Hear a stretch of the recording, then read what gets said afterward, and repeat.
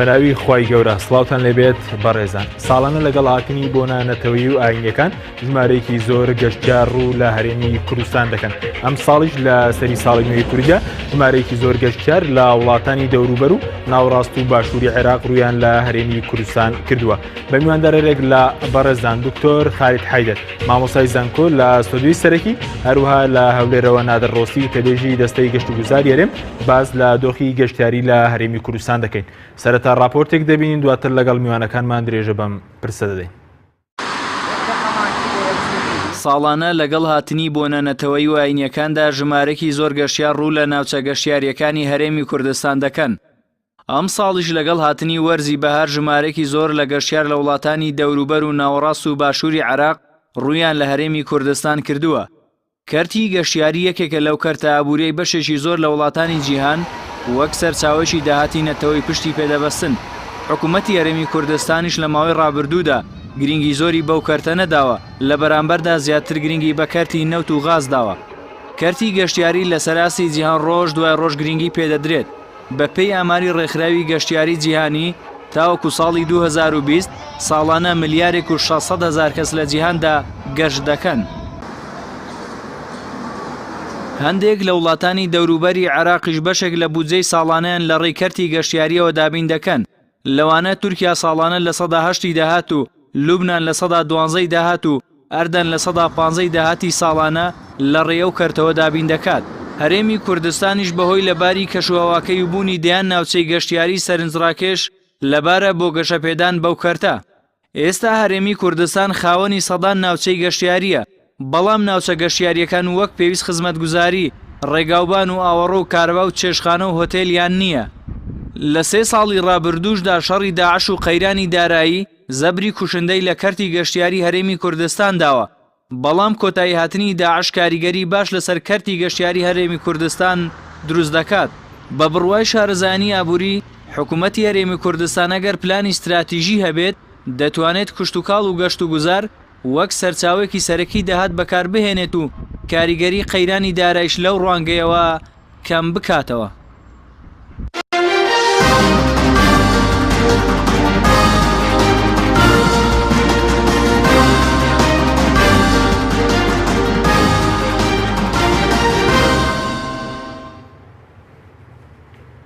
دووبارە سڵاوتان لەبێت بەڕێزان سوپاس بۆ میوانەکانمان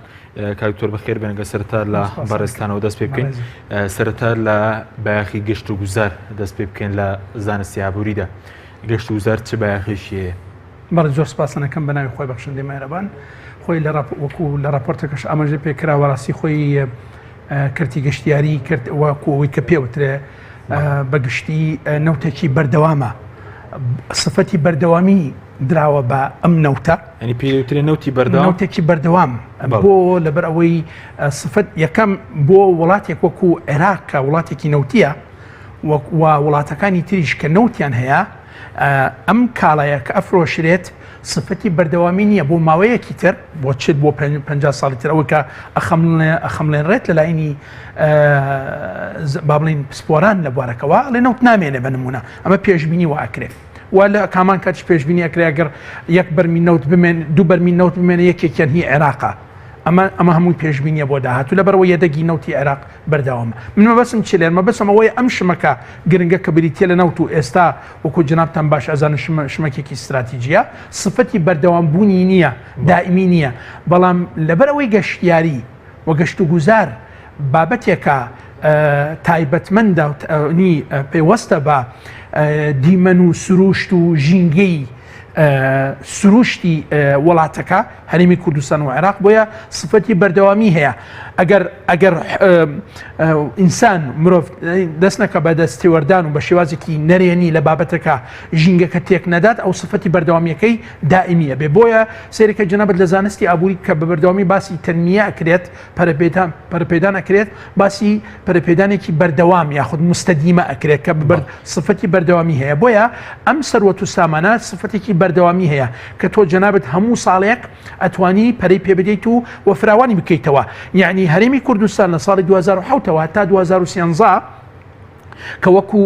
ناوچەیەکی گەشتیاری ناسرا بوو تا گەشتە 2013 داهاتەکەی لە 2013 پێش 2014 و بڕینی بەشە بودجەکەی هەرێمی کوردستان و دوای وەشەڕی داعش تقریبا لە کۆتایی ساڵی 2013 نزیک بوو لە 650 ملیار دۆلار، یعنی واتە تقریبا سەتادەی داهاتی هەرێمی کوردستان ئەو کاتەکە ئەمە پێوەرێکی بەڕاستی ژمارەی پەیوانەیە تۆمار کرا ئەو کاتە و وەکو جنابتان باش ئەزانن ساڵی 2014 هەولێری پایتەخت و این ناسراو بە پایتەختی گەشتیاری لە وڵاتە عەرەبیەکان ئەوەش هەموو شتێکی نازناوێکی بەڕاستی زانستیانەیە، نازناوێکی با بڵێن لە زانستیانمە بەسم لە بواری گەشتیاری لەقەبێکی زۆر نائاساییە تەبیعی نییە کە بدرێت ببەخشرێت بە هەرێمی کوردستان وەکو ناوچەیەکی تازە ناسراوە لە ئاستی وڵاتە عەرەبیەکان و لە ئاستی جیهانیش بوو بۆ داهاتی نەتەوەی ئێستاکەمیان استراتیزین گەشتیاریان ئەو نەوتێکی ئێستا دەردەهێنرێت و بەیاخی پێدەدرێت. خۆی بە تەکید ئەوەی کە خێرا ئەفرۆشرێت تۆ جنابەت بۆ زستان بەکارهێنی بۆ پیشتەسازی بەکارهێنی بۆ سوتەمەنیە نەوتەکەیە، ئەمە گومانی تیانە، بەڵام تۆ جنابەت لێرە لێهاتووی لەوەیە کە تۆ بەڕێزت ئەم سەروەت و سامانە سروشتیە کە بریتیە لە کەرتی گەشتیاری وای لێ بکەی کە ببێتە بەشێکی زۆر گرنگ لە داهاتەکەمان کە بەداخەوە بەهۆی ئەو دۆخە نالەبارەی کە ئێستا ئابووری هەرێمی کوردستانی تایە ئەگەر دەرفەتە بوو لە خزمەتی جنابتان ڕوونیەکەنەوە هەرچەند تا ڕادێکی زۆر لای بەڕێستان ڕوونە ئەو ڕێژەیە لە پێکهاتەی گشتی داهاتی هەرێمی کوردستان دابەزیوە وای لێ هاتووە کە بە تەکید بۆ بێگومان داهاتی نەوت پلەی یەکەمی هەیە لە ئاستی عێراق و لە ئاستی هەرێمی کوردستان و لە ئاستی وڵاتە نەوتیەکان بەگشت. سپاس دەکەم دۆتەگرم و لای بەڕێستان کاکتۆر ئەگەر بچینە هەولێر لای کاک نادر زۆر سپاس بۆ بەشداریکردنت لە بەرنامەکەماندا. ئەگەر سەرەتا لەوە دەست پێ بکەین باز لە مەسلەی ئاماری سەری ساڵی کوردی بکەین ئەو ئاماری کە لای ئێوەیە لە سەری ساڵی کوردیدا چەند گەشتیار سەردانی هەرێمی کوردستانیان کردووە؟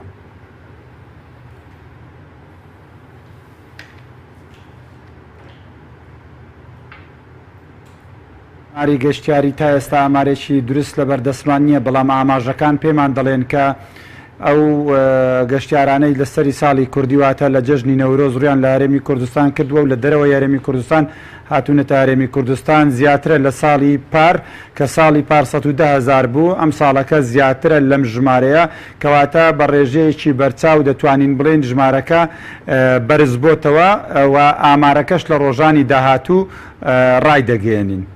بەڵێ ئای پێشبینی دەکەن چەندە یانیەوەی کە پێشبینی کراوە بۆ ئەم ساڵ گەشتیارەکان چەندە بە پێشبینیەکانی ئێوە وەکو دەستەی گەشت و گوزاری هەرێمی کوردستان؟ بۆ ئەم ساڵەکە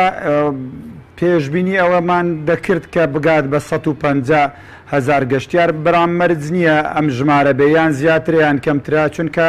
بارودۆخێکەیە لە ئێستای هەرێمی کوردستان ڕەنگە کاریگەریە تا ئەندازەیەک هەبوو بێ کە بریتێ لەوەی ڕۆژانی جەژنی نەورۆز ڕۆژانی باراناوی بوون، ڕەحمەتی خوا باری بەسەر سروشتا کە ئەمە زۆر گرنگ بوو، وا دەکات بەهار درێژتر بێتەوە، وا دەکات گەشتیار لە ئایندە زیاتر ڕوو لە هەرێمی کوردستان بکات بۆ بەسەربردننی کاتەکانیان لە ناو سروشتا و لە هەمان کاتە لە جەژنی نەورۆزدا لە ناوچەکانی تر لە دەرەوەی هەرێمی کوردستان یەک ڕۆژ پشوو بووە، ئەمە کاریگەری دەبێت ئەگەر چەند ڕۆژێک پشوو بواە بێگومانم کە ژمارەی هاتنی میوان یان هاتنی گەشتیار بۆ هەرێمی کوردستان زۆر لەمە زیاتر دەبوو، ئەمە وەکو نەورۆز و سەری ساڵی کوردی. بەڵام بەنسبەت ئامارەکانی کۆی ساڵی 2016 1,600,000 گەشتیار هاتە هەرێمی کوردستان و بەراوردیش بە ساڵی 2015 لە 105 زیادی کرد و ئەمەش ڕێژەیەکی بەرزە بۆ ئەو گۆڕانکاری و ئەو زیادبوونەی کە لە دوای ئەو نەهامەتیانەی هەرێمی کوردستانی گرتەوە ئەم بەرزبوونەوەیە جارێکی دیکە ڕوو لە هەرێمی کوردستان و کەرتی گەشتیاری دەکاتەوە و دەبێتە هۆی بژانەوەی کەرتی گەشتیاری جارێکی دیکە و دەبێتە هۆی ئەوەی کە ئێمە بتوانین جارێکی دیکە وەکو دکتۆریش باسی کرد گرنگی بە کەرتی گەشت و گوزار بدەین و پشتی پێ بەستین. ئەمە لە ئەنجامی ئەوەی دەیە کە ساڵی 2016 بە کۆمەڵێک چالاکی و کۆمەڵێک بەرنامە و پلان کاری لەسەر کرا و ئەو بەرنامە و پلانانەی تێدا سەرکەوتوو بووین لە ساڵی 2017 پەیڕەوی دەکەین و کاری لەسەر دەکەین و ژمارەیەک چالاکی بۆ 2017 زیاد دەکەین و کۆمەڵی گۆڕانکاری هەیە بۆ 2017 کاری لەسەر دەکەین بەڵام لە ئەنجامی پرسیارەکانی بەڕێزت زیاتر وەڵامی ئەم گۆڕانکاری و ئەم بەرنامە و ئەم پلانانە دەدەم. زۆر باشە. سەبارەت بە مەسەلەی ئەوەی کە لە چ وڵاتێکی دەوروبەر زیاتر گەشتیارەکان ڕوو لە هەرێمی کوردستان دەکەن، ئایا زۆربیان خەڵکی ناوەڕاست و باشووری عێراق یاخود وڵاتانی دەرەوە جگە لە وڵاتانی دەوروبەر وڵاتانی دەرەوە شتێدایە کە ئێستا ڕوو لە هەرێمی کوردستان بکەن؟ بەپێی داتایەکانی 2016 گەشتیارمان لە هەموو ناوچەیەک بۆ هاتووە، بەڵام بە ڕێزبەندی لە خوار و ناوەڕاستی عێراق دواتر ئێران دواتر وڵاتانی دیکە دێن، بەڵام ئەم دوو شوێنە لە پێش شوێنەکانی ترن. ئەمەش بابەتێکی سروشتیە لە وڵاتانی گەشتیاری و شوێنە نزیکەکان گەشتیاریان زیاتر دەبێت بۆ شوێنە گەشتیاریەکان لە شوێنە دوورەکان، چونکە تێچووی کەمترە و بکاتی کەمتر دەوێت بۆ گەشتکردن. ئەمانە ئەو فاکتەرانە دەبن کە گەشتیاری نزیک زیاتر ڕوو لە هەر ناوچەیەک بکات. بۆ ئێمە نا بۆ وڵاتانی دیکەش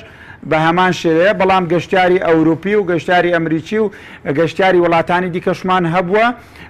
لە ناو ئامارەکان بەڕوونی دیارە کە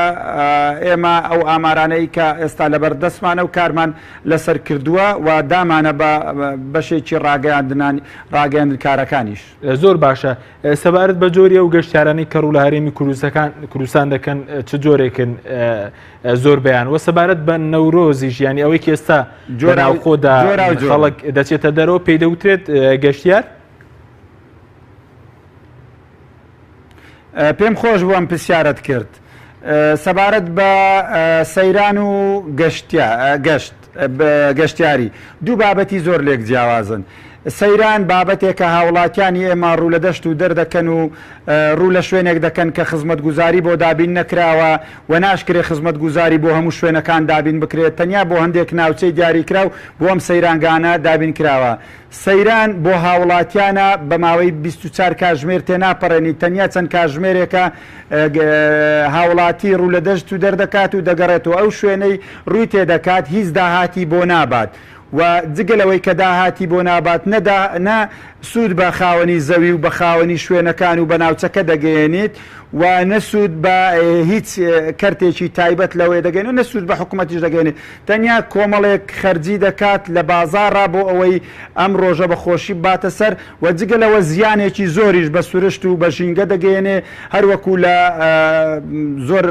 میدیاکان دەیبینین کە ئەو هاوڵاتیانەی ڕوو لە دەشت و دەرەکەن بەو کللتورەی هەیەیانە ئێستا کە جێگای داخا کە بەڕاستی کللتورێکی سەقەت و کللتورێکی خراپە. هەموو ئەو پاشما و زبڵانەی بەجێ دێرن کە لەگەر خۆیان بردیەگیان کە ئەو پاش ئەو کەرستانێ بەکاریان هینە هەر لە دەبەی ئاو بگرە بپسی و هەموو کەلوپە لە خراپەکانی تر لە ناو ئەو سروشت و ژینگە بەجێ دێردرێت. ئەمەش کاریگەری زۆر سلبی دەبی، یەک لەسەر زەوی لەسەر ژینگە بەگشتی و کاریگەریەکی زۆر خراپیشی دەبی لەسەر ڕوئیا و لەسەر بینینی گەشتیار، چونکە ئێمە وەکو جاران نینە، ئێمە وە چەند ساڵێک هەوڵە دەین لە وەرزی سەیرانیش گەشتیار بینین بۆ هەرێمی کوردستان. زۆر جار گەشتیار کە هینایتمان ئێمە لەگەڵیان دەرچوینە، کۆمپانیەکان لەگەریان دەرچوینە بەشداری کەرنەڤاڵی نەورۆزیان کردیا، بەڵام ئەم دیاردە ناشیرنە ئەم دیاردە سەقەتە زۆر کاریگەری لەسەر گەشتیار هەبووە. تەنانەت هەندێکیان لە لای ئێمە بە ڕاشکاوایی دەریان بڕیە، وتیان میلەتی کورد میلەتێکی زۆر ئازایە، میلەتێکە سروشتێکی زۆر جوانی هەیە، شوێنی گەشت و گوزاری زۆرە، بەڵام خاکەکەی خۆی خۆش ناوێت، بەڵام میلەتێکە گرنگی بە پاک و خاوێنی نادا. تەنانەت ئەمە بۆتە بابەتێک بیانیەکانیش هەز بەو بابەتەی دەکەن و بیانیەکانیش گلەیان هەیە لەم شێوازەی مامەڵەکردنە. ئەوەی گەشت و گوزارە جیایە لە سەیران چونکە گەشت و گوزار گەشتیار لە دەرەوە دێ داهاتێک دەینی زۆر جار ئەگەر لە داهاتی دەرەوەی هەرێمی کوردستان بێ پێی دەڵێن پارەی گرانبەها یانە حملەی سابا ئەمانە کە دێن بۆ هەرێمی کوردستان ئەم پارانە کاریگەری زۆر باشی دەبێت لەسەر جوڵەی بازار لەسەر بژانەوە لەسەر جوڵەی ئابووری و هەروەها دەبێتە داهاتێک بۆ هاوڵاتی بۆ کەرتی تایبەت بۆ حکوومەت هەر یەک لەوانە بە پێی مامەڵەی خۆیان سوودی لێوەردەگرن هاوڵاتی ڕاستەوخۆ بەشێک لە هاوڵاتیان ڕاستەوخۆ سوودی لێوەردەگرن بە تایبەتی ئەوانەی مامەڵەی ڕاستەوخۆ لەگەر گەشتیار دەکەن چ دوکاندارە خاوەنی تەکسیە خاوەنی هاوینە هەوارێکە سەیرانگایەکە چێشخانەیەکە ڕیستۆرانتێکە ڕاستەوخۆ مامەڵە لەگەر گەشتیار دەکەن و پارەکە وەردەگرن کەرتی تایبەت لە ڕێگەی پرۆژەکانی شاریاریە مۆڵێکە فندقێکی گەورەیە پرۆژەیەکی گەورەیە سوودێکی زۆر باش وەردەگری حکوومەت ناڕاستە و خۆ سوودی لێوەردەگری لە ڕێگای ڕسومات لە ڕێگای باج لە ڕێگای مساتەحا لە ڕێگای ئەو داهاتەی کە لە دخولیە یان لە ڕێگەی ڤیزە وەردەگری هەرچەندە ئێمە کەمتر ئەوانەیە ئاخیرمان هەیە حکوومەتیش لە کۆمەڵێک سەرچاوە ناڕاستە و خۆ سوود لەو داهاتەی وەردەگری گەشتیاری داهاتە گەشتیاری کەسی بیانە گەشتیاری شوێنی خزمەت گوزاری دیارە شوێنی گەشتکردنیشی دیارە ئەوانەی ڕوو لە هەرێمی کوردستانە کە نەگەری جازابی هەموو جۆرە گەشتیارێکمان هەیە ئێستا گەشتیاری سەرکێشی گەشتیاری خۆشی گەشتیاری شوێنەواری گەشتیاری ئاینی گەشتیاری چارەسەری جۆرەکانی گەشتیاری لە هەرێمی کوردستان ئەوەندەی ئێمە پۆلێنمان کردیە زیاتر لە 12 جۆری گەشتیاری سوودی لێوەردەگیرێ و سوودیشی بە پراکتیکی لە ژمارەیەک وەرگیراوە گەشتیاری نیشتیمانی ژمارەیەکی زۆر ئێستاکە بۆ گەشتیاری نیشتیمانی وەکو مۆنومنتەکان وەکو مۆزەخانە نەتەوەیەکان ئەوانەی کە بۆ نمونە مۆزەخانەی ئەمنە سوورەکە مۆنومنتی هەڵەبجە خۆ ژمارەیەکیش هەنە بۆ ئەم شوێنان دێن ڕەنگە لە ئایندە ژمارەیەکیش بێن بۆ بینینی پاشماوەی جەنگەکانی ئێستا شەڕی داعش کە چۆن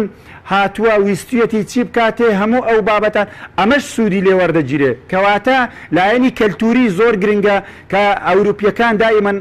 ئارەزوو دەکەن بێن کەلتوری جیاواز ببینن لە خواردن لە جلوبەرگ لە دابوونەریت لە هەڵسوکەوت لە شایی لە هەموو ئەو هەڵسوکەوتانەی لایەنی کللتوری مادی و کللتوری معنەوی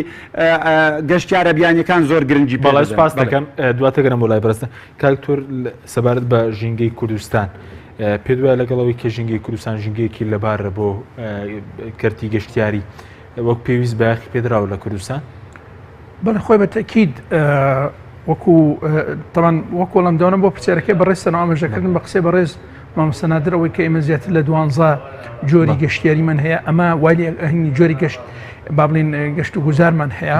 ئەمە معنەیە ئەوەیە کە ئێمە فعلن ئەو بنەماوە ئەو ئەمە ئەساساتانە هەیە کە بۆ ئێمە بتوانین پشت ببەستین بە ئەم کەرتە بەم بوارە بەڵام ئایا وەکو جەنابتن ئەفەرمونون بایەخ دراوە بەم ئەم کەرتە بەم بوارە تەسەوڕەکەم بایخەکە تا ئێستا لەو ئاستەنیە لەبەر ئەو تۆ جەنابەت هێشتا ئەم کەرتە نەجوڵاوە بگاتە ئاستی یعنی و ببێتە جێگرەوە تا ڕادەیەک نەک جێگرەوەیکی تەواو بۆ سەرچاوە نەوتیەکان بۆ سەرچاوی با بڵێنی داهاتی نەوت بەڕاستی ئەمە خودی ئەمە جێگەی پرسیارە بۆ بایەخ نەدراوە بە ئەمە ئەگەر لە ئینەکە سێری پلانەکەی ئەو پلانەی کە دانراوە بۆ چاکسازی لە هەرێمی کوردستان کە بە هاوکاری وۆرد بانک بانقی نێودەوڵەتی کراوە بەداخەوە کە هەر کەسێک بیخوێنێتەوە بۆی دەرەکەوێت کە گرنگی نەد باسی کردی خەدەمات کراوە بەس باسی کردی گەشتیاری نەکراوە کە ئێستا بابەتێکی زۆر دیارن ینی بۆ ساڵێک لە ساڵەکان وابزانم 2015 بوو تورکیا کە دراوسەمانە بوو بە یەکەمین وڵات لە ئاستی داهاتی ئینی گەشتیاری ئابوووریەکەی پشتی بەس بەداهاتی ئەم کەرتە ئەمە خودی ئەمە پەیوەریکی زۆر باشە کە تۆ جەنابەت دراوسەی ئەم وڵاتەبی ئەتوانی هەوڵ بدەی بۆ ینی سەرنجی خەڵک ڕابکێشی بۆ ناوچەکەمان کە ئەم ژینگە لەبارەی هەیە بۆ بواری گەشتیاری ئەوەی کە ئێستا با بڵێن بۆ زستانی ئەم ساڵ این بوو کە بریتی بوو لە گرنگیدان بە بینی بە وەرزی زستان و بەفربارین و کۆمەڵێک ئەنجامدانی کۆمەڵێک چالاکی بۆ بوارەوە بەهێزکردنی گەشت و گوزار لە بواری بواری بەفربارین و ئەوانە هاتنی گەشتیاران بە تایبەت بۆ ینی سوودوەرگرتن و بەسەربردننی کاتێکی خۆش لە هەرێمی کوردستان و لە کوردستان بەگشتی ئەمە معنی ئەوەیە کە فعلن بنەما و ئەساس هەیە بەڵام بایەختان بە بوارەکە بەداخەوە لەو ئاستەنی هەر کەسێک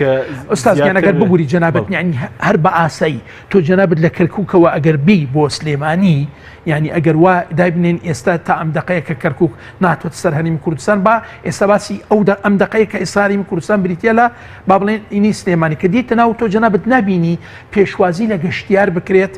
بە شێوازێک کەوا ئەو گەشتیارە ینی ئاسوودە بێ مرتاح بێت تووشی کێشەیەکی دەرونی نەبێن ینی لە چێکردنی دۆکیومەنت و شتانە دەستەکانی خۆش بێ دەستگای ئاسایش و ئەمنیان ینی زۆر ڕۆڵێکی زۆر ڕوونیان هەیە لە پاراستنی ئەمن و ئاسایش لە شیان ساغ بێ بەڵام لە هەمان کات ئەبێ لەوێ بە نمونە باسی سلێمانی یەکەم بۆ جنابتن بە هەروەها ئەم نمونەیە بێ گشتاندنی بۆ بکرێت بۆ هەموو پارێزگەکانی هەرێمی کوردستان و بۆ کەرکووکیش انشاءالله بۆ خانەقین و بۆ گەرمیانیش انشاءالله لێرە چی بکەین ئێمە شوێنێکی تایبەتمان هەبێ بە گەشتیاران یعنی من لە بەغاوە بلیتم بڕیوە ئەگەر تەیارە بێ یاخود ئەگەر بە سیارە لەگەڵ گروپا هاتبم بۆ هەرێمی کوردستان با زۆر نەوەستم لەبەرەوەی لە سەرەتاوە من ئەم شتانە چێک کراوە دۆکیومنت و وەرەقەوینەکان بەڵام ئەوەی کە ئەمێنێت چێکی جانتا بکەن چێکی سیارە بکەن ئەوە شتێکی ترە بەسمە بسم ئیجراعاتی ئەمن و ئاسایشەکە ئەبێ لە بەغا ئەنجام درابێت هاتن بۆ ئێرە تەنها لە چی بکرێت لە ڕێگەی با بڵێن چێکردنی وەرەقەکان بزان ئایا ئەسڵەیان ئەسڵنیە بۆ ئەوەی زووتر گەشتیار بگاتە شوێنی ئینی ئیستراحەتی خۆی لە هۆتێلەکان و لەو شوێنانە ئەمەش معنی ئەوەیە کە تۆ جەنابەت ئەمە لە ڕێگەی حکوومەتەوە گرنگیکی زیاتر ئەدرێت بە بوارەکە بۆ بەهێزکردن و ڕاکێشانی سەرنجی خەڵک بۆ بارەکە گرنگترین خاڵ لەوەیە کە ئەگەر ئێمە پەیوەندیەکانمان لەگەڵ بەغا ئاسایی بووەوە بگەڕێنەوە بۆ ئەوەی کە ئێمە ڕێژەی داهاتی عێراق بەگشتی کە بریتە لە سەتا حەڤەی مەبەستم داهاتی گشتیەکە باسەکەمەوەی حکومی سەتا حەڤەکە کە بەری هەرێمی کوردستانەکەوێ هەشتاوسێکە بەری عێراقکەوێ ئێمە چۆن بتوانین ئەو سەتا هەشتاوسێ ڕێژەکەی ڕابکێشین بۆ ئەوەی خەرج بکرێت لە هەرێمی کوردستان لە وەرزی ئینی گەشت و گوزار کە بریتە لە بەهار و لە بریتە لە هاوین بەڕاستی ئەم دوو وەرزە وەرزێکی زۆر لەبارن بۆ ئەوەی تۆ جەنابەت جگە لە داهاتە ئاسایەکەی خۆی کە لە نەوت دەسمانەکەوێت لە فرۆشتنی نەوت وەکووتمان ئەبێن نەوتە بەردەوامەکەش کە بریتە لە کەرتی گەشتیاری گرنگیکی زیاتری پێ بدرێت هەرچەند لە دواوتەکانی بەڕێزان لە ئەنجومەنی وەزیران باس لەوە ئەکرێت ئەبێ گرنگیکی تایبەت بدرێت بە کەرتی تایبەت و بێتە پێشەوە ڕۆڵێکی زۆر ڕوون ببینێ ڕۆڵێکی زۆر با بڵین دیار ببینێ لە بەهێزکردنی بوارەکان و بە تایبەت لە بواری گەشت و گوزار بەڵێ زۆر باش بەس هۆکاری چیە کە ئێستا سیاسەتی حکومە زیاتر بەرەو ئاراستەیە گرنگدانە بەنەوت و غاز لە بری کشتتوکاڵ و گەشتیاری ئاخر ئوستازگەن تۆ جەنابەت لێرە چیت هەیە لێرە تۆ بەڕێزت شمەکێکت هەیە بە دڵنیایی زۆرینەی وڵاتانی جیهان ئەم دقەی پێویستیان پێوەکوتمان بۆ سوتەمەنیە سیستەمی گەمکردنەوە و بابەتانت هەیە بەڕێزت بۆ وەرزی زستانت هەیە لە هەمان کات بۆ وەکو سوتەمەنیە وەکو ئینی وزەیە بۆ پیشتەسازی بۆ بارانە تۆ جەنابەت دڵنیایت ئەم شمەکە کە هەتا وەکو نەوت کڕیاری زۆرە بەڵام تۆ بەڕێزت ئەو شمەکەی تر هەتا ئەوەی کە باسیەکەین ئێستا ئەم دقەیە کە بریتە لە کەرتی گەشت و گوزار ئەو شمەکە وەرزی تایبەتی هەیە هەرچەند ئێمە ئەتوانین و لەخوا بەزێت بێ لەبەر ئەوەی هەرێمی کوردستان تەسەورەکەم بنەماکان و مقەوماتی گەشتیاری لە هەر چوار وەرزەکە هەیە لە هەرێمی کوردستان بەڵام ئەو گرنگ ئەوەیە کە ئێمە و گرنگیمان داوە مۆڵەتماندا بە کەرتی تایبەت بێتە پێشەوە بۆ ڕۆڵی خۆی ببینێ لە هەموو بوارەکانی ئابووری و بە تایبەت بواری گەشتیاری ئەمە وای لێ بکەین کە ئیستیفادە بکە لە هەر چوار وەرزەکە بۆیە ئێستا ئەم دقەیە نەوت کڕیاری زۆرە بەڵام گەشت و گوزار شمەکێکە کڕیاری کەمە تۆ جەناب بەهۆی کۆمەڵێک شت تۆ جەنابەت لێرە حکوومەت ئەو بودجە تایبەتە باشەی نییە وەکو جاران گرنگی بدا بە کەرتی تایبەت کە هەر چەند جارانیش کە پارەی چاک هەبوو لە بەردەستە بوو گرنگی نەئدرا بە کەرتی تایبەت ئوستازیان بۆ گرنگی ئەدرا بە بوارەکانی تری وەبەرهێنان ئەو بوارانەی کە لە ماوەی ساڵ و دو ساڵ پارەکەت سەرمایەکەت بۆ ئەگەڕێیتەوە زانستی ئابووری پێوترێ فترەت استرداد ڕەسلمال واتە ماوەی گەڕانەوەی سەرمایە لەکوێ پارەکە کە خەرجی بکەی زووتر بۆت ئەگەڕێتەوە لێ پارەکەم خەرجەکەم. حکوومەتیش بەدەر لە خوێندن و پەروەەردە لە ئەمن و ئاسایش و تەندروستی بوارەکانی تر هەوڵەدا بنمونە پارەکەی زووتر بۆی بگەڕێتەوە کە ئەمەش تا ڕادەیەک مافێکی ئاساییە بۆ ئەوەی دڵنیا ببێ پارەی دەسەکەوێت بۆ ئەوەی خەرجی بکە لە بوارەکانی تر وە بەتایبەت لە وەبەرهێنان. اینجا لێرە مەبەسم چییە؟ مەبەسم ئەوەیە کە تۆ بەڕێزت فعلەن وایە حکوومەت بایەخێکی لە ئاستی پێویست لەو ئاسە پەسەند بکرێت بۆ کەرتی تابێت گرنگی پێ نەداوە. ئەمە شوای لێ کردووە کە کەرتەکە ئێستا تا ئێستا ئەم دقەیە نەبووەتە کە کەرتێکە کڕیاری بەردەوامی هەر چوار وەرزەکەی هەبێ کە نەوت هەیەی. بەڵێ سوپاس دەکەم کاکتۆر. بەڵێ بینەرانی بەڕێز ناوبڕێکی کورت وەردەگرین دوای ناوبڕەکە دەگەڕێنەوە هەولێر لای کاک نادر ڕۆستی لەگەڵ مامێننەوە. بەرنامەی ئەمڕۆ بە سپۆنسەری کۆمپانیای ئەسێ بۆ بازرگانی مۆبایل شیری ئەڵتونسا.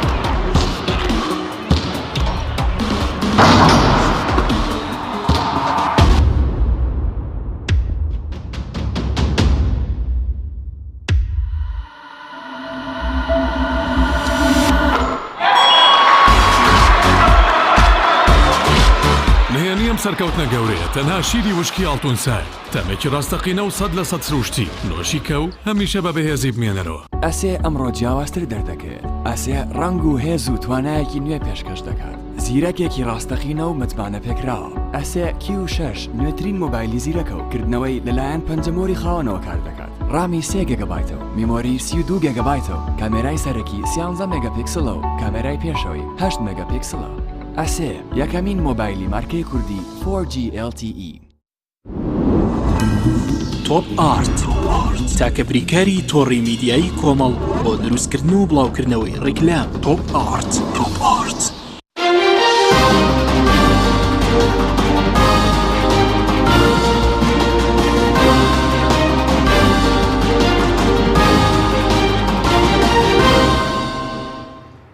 دووبارە سڵاوتان لەبێت بەڕێزان. کاک نادر ئەگەر بگرێنەوە لای بەڕێستان سەبارەت بە مەسلەی کۆمپانیا گەشتیاریەکان تا ئێستا چەند کۆمپانیای گەشتیاریە لە هەرێمی کوردستان و گلەیەک شێ لەسەر کۆمپانیای گەشتیاریەکان تا چەندێک ئەمە ڕاستە کە باز دەکە کە تەناو کۆمپانیای گەشتیارانە گەشتیاری ناوخۆ دەبەنە دەرەوەی وڵات بە پێچەوانەوە کەمترین گەشتیاری دەرەکی دەهێنن بۆ هەرێمی کوردستان. ئێوەکو دەستەی گەشت و گوزار چ بەرنامەیەکتان هەیە بۆی کە هەر برنەدەرەوەی گەشتار نەبێت وە هێنانی گەشتاریش بێت لە دەرەوە؟ بەڵێ ئەگەر ئیجازە بفەرمی پێشەکی دەمەوێت هەندێک هاوکاری برای بەڕێزم دکتۆر بم لە هەندێک داتا و زانیاری. یەکەم لە سەرەتای بەرنامە باسی 650 ملیۆن ملیار کرای دۆلار کە داهات بووە 650 تەواوە بەس ملیار نییە ملیۆنە. ئەمەیان وەکو هاوکاریەک و ڕاستکردنەوەی داتا دوو باسی وۆردبانک کرا کە باسی گەشت و گوزاری نەکردیە. من دەمەوێت هاوکاری برای خۆشەویستم بم کە وۆردبانک چەند جارێک کۆبوونەوەی لەگەر ئێمە کرد و لە راپۆرتێکی تایبەت بەرزی کردەوە بۆ حکوومەتی هەرێمی کوردستان. راپۆرتەکە لە لای ئێمە هەیە کە دەڵێت کەرتی گەشت و گوزار لە هەرێمی کوردستان خاوەنی پلانێکی استراتیژی گرنگە، پێویست بەوەی ناکات پلانی تری بۆ دابدرێت، بەڵام پێویست بەوەی دەکا پشتگیری ئەم پلانە بکرێت و ئەم پلانەی کە داڕژراوە سەرکەوتن بەدەست بێنێ. بەڵام لە راپۆرت چاکسازەکەی لەسەر پلانی استراتیژی دەستەی گشتی گەشت و گوزار. بەڵام بۆ بەجیا لەو راپۆرتەدا باز نەکراوە ئەوەی کە بە راپۆرتە چاکسازیەکە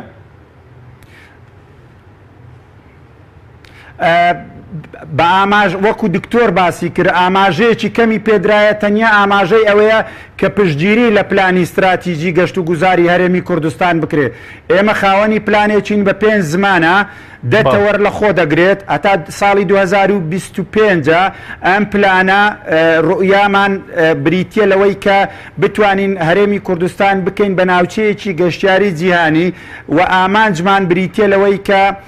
ژمارەی گەشتیاران بگەینین بە 7 ملیۆن گەشتیار و داهاتی گەشتیاری بگەینین بە زیاتر لە 2 ملیار دۆلار. ئەمانە ئامانجە سەرچەکانن ئەو دەتەوەرە هەموو لایەنێک و هەموو بوارێک و هەموو جێتێکی گەشت و گوزاری بە کەرتی تایبەتی بەڕیاسا و ڕێنمایی و کارجێڕی و پێشخستن و پەرەپێدان و چۆنیەتی ئیشکردن لەسەر ژینگە و لەسەر شوێنەکان و تەنانەت تەوەرێکی تایبەتە بە ماستەر پلانی شوێنە گەشتیاریەکان 606 شوێن داخل کراوەکو پۆینت GPS کراون بۆ ئایندە دەستنیشان کراون کە ناوە بە ناوە لە ڕێگای وەبەرهێنەر ئەو شوێنانە بکرێن بە پرۆژە 67 شوێنیشی دیزایانی پرۆژەی بۆ کراوە پرۆژەکان دیزایانیان بۆ کراوە و ئەم پلانە لەلایەن دوو کۆمپانیای جیهانی بەناوبانگ دانراوە بە هاوکاری تیمەکانی دەستەی گەشت و گوزار یەکێک لەو کۆمپانیانە ئەندامی ڕێکخراوی گەشت و گوزاری جیهانیە ئەمانە ئەو ڕێکخراوەی کە زیاتر بۆ 10 وڵات پلانی استراتیژی داناوە. ئەمە وەکو هاوکاریەک جگەلەوە یونسکۆ سەردانی کردین یونسکۆش پشتگیری پلانەکەی ئێمە کرد و هەروەها وەزارەتی پلانی هەرێمی کوردستان بە نووسراوێکی تایبەتی تەئیدی پلانەکەی ئێمەی کرد کە پلانێکی درست و سەرکەوتووە تەنیا پێویستیمان بە کاتە پێویستیمان بە بودجەیە پێویستیمان بە هاوکاری و هەماهەنگی لایەنەکانە پێویستیمان بەلادانی ئەو ئاستەنگ و تەگەرانەیە کە دێنە ڕێگامان ئەگەر بێت و جارێکی تر ڕوبەڕووی ئەم کێشانەی نەخوازرا وەکو قەیران و وەکو شەڕی داعش نەبینەوە ئێمە دڵنیانە لەو پلانەی کە سەرکەوتوو دەبین و دەتوانین کەرتی گەشتیاری وەکو وڵاتانی دیکە ببین بە پێشەوە و حکوومەتی هەرێمی کوردستان بیکات بە یەکێک لە سەرچاوەکانی داهات بۆ هەرێمی کوردستان هەروەکو لە وتارەکەی بەڕێز سەرۆکی حکوومەت لە دوا کۆنفرەنسی گەشت و گوزار کە لە 23 2016 بە ئامادەبوونی 105 کۆمپانیای بیانی و 72 کۆمپانیای عێراقی و ژمارەیەکی زۆر وەبەرهێنەر لە هۆڵی مامۆساعد بەسترا کە لەوێ ئاماژەی پێدا لێرە بەدواوە نابێت تەنیا پشت بە نەوت ببەسترێت حکوومەتی هەرێمی کوردستان دەبێت بە سیاسەتەکانی دابچێتەوە دەبێت پشت بە گەشت و گوزار کشت و کاڵ پیشەسازی ببەستێت و شان بەشانی کەرتەکانی دیکە دەبێت ببن بە سەر چاوەی دەهات کەواتە حکوومەتیش ئەم سیاسەتەی پێشتر پەیڕەوی کردووە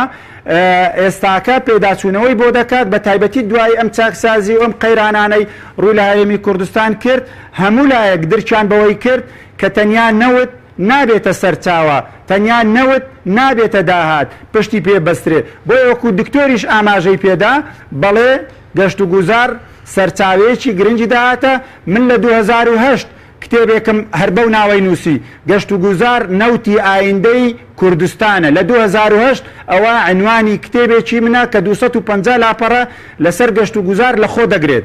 بۆیە هەمومان بێکەوە گرنگی بەم بابەتێ بدەین پرسیارەکەی جەنابەت لەسەر کۆمپانیاکان لە هەرێمی کوردستان زیاتر لە 300 کۆمپانیا هەیە بە ناوی کۆمپانیای گەشتیاری بەڵام زۆر بەداخەوە کە تەنیا بە ژمارەی 51 دەست ئەوانن کە گەشتیار دێنن بۆ هەرێمی کوردستان ئەوەی تر کۆمپانیای بیانیە گەشتاردێنی بۆ هەرێمی کوردستان و زۆر کارمان لەگەڵکردن و زۆر کۆبوونەوە وەرکشۆپمان لەگەڵکردن تەنانەت پێمان وتن ئەوەندەی گەشتیار دەبن بۆ دەرەوە ڕوبعێکی ئەوەندەش گەشتیار بێنن بۆ هەرێمی کوردستان ئەوەندەی ڕیکلام بۆ دەرەوە وڵاتان دەکەن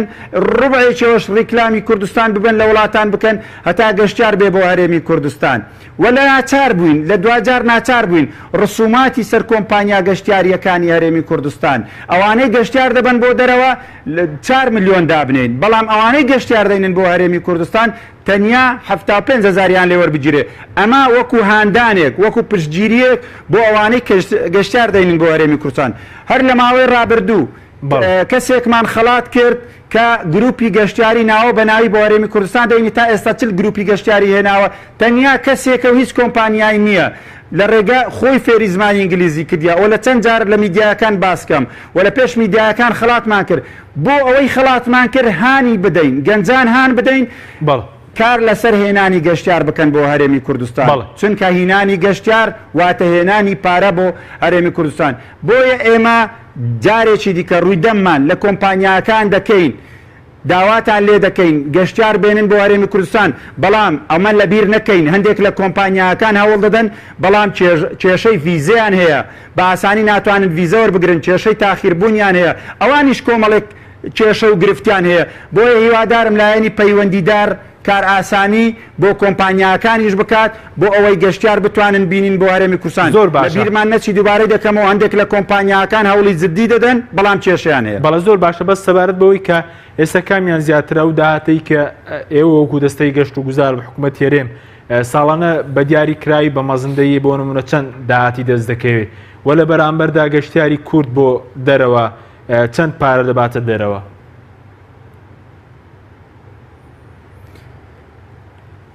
وەکو داهات حکوومەتی هەرێمی کوردستان لە خاڵێک ئاماژەم پێدا داهاتی بە چەند جۆرێک بەدەست دەکەوێت لە کەرتی گەشتیاری یەک داهاتی ڕسومات کە دەستەی گەشت و گوزار ئەنجامی دەدات و کۆی دەکاتەوە و دەیداتە خەزێنەی حکوومەت لە ساڵی 2015 تەنیا 900 میلیۆن دینارمان هەبوو بەڵام لە 2016 لە ڕێگای ڕێخستنەوە و پێداچوونەوە و ڕسومات بە شوێنە گەشتیاریەکان داهاتی گەشتیاری بەرز بووە بۆ 3 میلیار و 600 دینار بووە داهات لەمەشیان بۆ یەکەمین جار بڕیاردرا لە حکوومەتی هەرێمی کوردستان کە لە 120 ڕسوماتی داهاتی ڕسومات بکرێتەوە خزمەت گوزاری و بکرێتەوە پرۆژە بۆ پێشخستنی کەرتی گەشتیاری لە هەرێمی کوردستان خۆشبەختانە ئێستا ئێمە خاوەنی داهاتی خۆمانین وەکو گەشت و گوزار دەکرێت بۆ کۆمەڵێک پرۆژەی بچووک سوودی لێوەربگرین نەک بۆ پرۆژەی گەورە چونکو پرۆژەی گەورە زیاتر دەبێت لەلایەن کەرتی تایبەتەوە ئەنجام بدرێت لەلایەن سەرمایەداران چ لە ناوخۆ بن چ لە دەرەوە بن ئەمە یەک دوو داهاتی گەشتیاری لە ڕێگای باج کە لەسەر شوێن و مووقع و بینایە وەردەگیرێ لە شوێنە گەشتیاریەکان کە زیاتر لە 2700 شوێنی گەشتیاریمان هەیە کە شمولی ڕسومات بکەن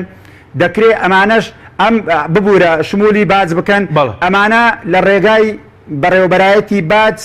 دەچێت بۆ وەزارەتی دارایی من هیچ زانیاریم لەسەری نییە هەروەها لە ڕێگای دخولیە هاتنە ژوورەوەی گەشتیار بۆ ناو هەرێمی کوردستان بڕێک پارە وەردەگیرێ من زانیاریم لەسەر ئەوەش نییە چونکە ئەمانە پەیوەندیان بە دەستەی گەشت و گوزارەوە نییە و دەکرێت لە ڕێگای ڤیزە و لە ڕێگای هێڵی فڕۆکەوانی و لە ڕێگای کۆمەڵێک شت خۆی ئەگەر ئێمە خاوەنی سەروەری بین و خاوەنی وڵات و دەوڵەتێکی سربەخۆ بین کەرتی گەشتیاری زۆر لە ئەمەی ئێستا هەیە سوودی زیاتر دەبێت و زۆر لەمەی ئێستا هەیە کار ئاسانی زیاتر بۆ هاتنی گەشتیار دەکرێت بەڵای سوپاس دەکەم دواتر دەگەرم وڵای بەرز لەسەر مەسەلەی برنەدەرەوەی پارە لە ڕێی برنەدەرەوەی گەشتیاران سوپاس دەکەم کاکتۆ سەبارەت بەوە بەرهێنان لە بواری گەشتیاری تازان پێویستە کەرتی تایبەت و بەرهێنان بکەن لە بواری گەشتیار لە هەرێمی کوردستان ئەوەی کاک نادریش باسی کرد 3 میلیار دینار کەم نییە بۆ مەسەلەی داهاتی گەشتیاری لە کوردستان بەڵێ بەتەکید ببرن ئەگە بەس تەنها یەک تێبینیم هەیە ئەگەر ئەو باسی ملیارم کردی بێ داولێ برد نەکەم لەبەر ئەوەی لە باشترین حاڵەتی داهات یاریمی کوردستان بەوەی کە نەوتەکەش $100 و بۆ بەرمیلی نەوت $110 بێت داهاتی نەوت یاریمی کوردستان لە باشترین حاڵەت ناگاتە 12 میلیار دینار ساڵانە بۆیە من داولێ برد نەکە من وتومە 650 میلیۆن دلار و وتم لە باشترین حاڵەت ئەگاتە 110 داهاتی هەرێمی کوردستانەوەتە ئەمەژم بەوەدا بۆیە ئەگەر باسی میلیارم کردی بە داولێ بردنەکەم من مەبەستم میلیۆنەکە یا فعلەن لەبەرەوە 650 میلیۆن دلار لە ساڵی 2013 و بەرزترین ئاستی داهات تۆمار کرابوو کە ڕێژەکەی ئەگەشتە تقریبان 110 گشتی داهات ئەوەش بەشدارێکی زۆر گرنگ بوو لە ئاستی داهاتی گشتی هەرێمی کوردستان ئەوەی کە باسێکی بەڕێزت لێرە چەند ئامارێک من لام هەیە باس دەوایە کە ئاسی وەبەرهێنان لە هەرێمی کوردستان لە